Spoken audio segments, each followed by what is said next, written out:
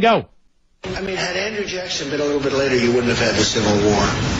All right, let's. Had Andrew Jackson been a little later, you wouldn't have had the Civil War. Now, with all due respect, Mr. President, do you know how absurd this is? How utterly ridiculous this is? Maybe Steve Bannon's telling you this stuff. I don't know. You're building up Andrew Jackson to be something he's not. There was going to be a Civil War, almost no matter what.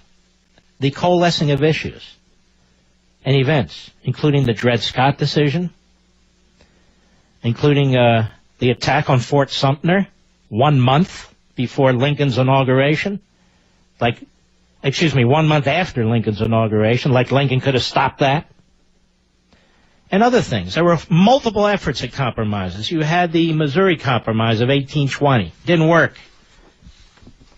You had the Compromise of 1850 after the Mexican-American War. Didn't work. You had the 1850 Fugitive Slave Act, where free states and territories were to return escaped slaves to the South. Didn't work. You had the Dred Scott decision, as I mentioned, 1857. That was a fuse that lit and definitely helped move along what would be the Civil War. You had the Kansas-Nebraska Act of 1854. Didn't work. Now, either you believe in the Declaration of Independence or you don't. You could never compromise with this issue of slavery in the end. That was Lincoln's point. But this is an effort by the neo-Confederates dressed up as nationalists to trash Lincoln. And so their new favorite guy is Andrew Jackson. Andrew Jackson, if he had lived later, would have prevented the Civil War. How so? Better negotiator. Would he have prevented the wars with the Indians?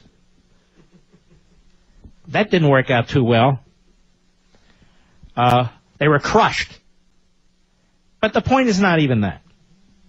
The point is, Fort Sumter was attacked on April 12, 1861. Lincoln's first inauguration, March 4, 1861. So, how would Lincoln, 1 month after he's inaugurated, the Civil War breaks out? You know, it's not like it suddenly breaks out.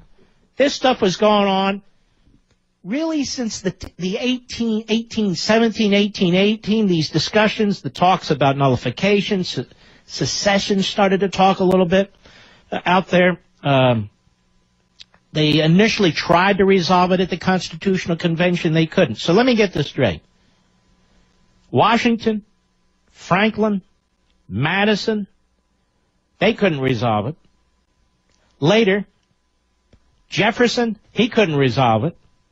Monroe, he couldn't resolve it. Adams, he couldn't resolve it.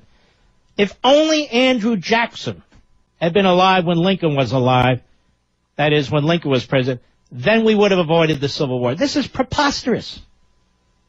This is why I say the president needs a real conservative in his senior upper circle. Not me, I'm not taking a pay cut. But you know what I mean. He needs a real conservative, a constitutional conservative who can sit down and talk about history and economics. Not these perverse comments or arguments. Andrew Jackson? Really?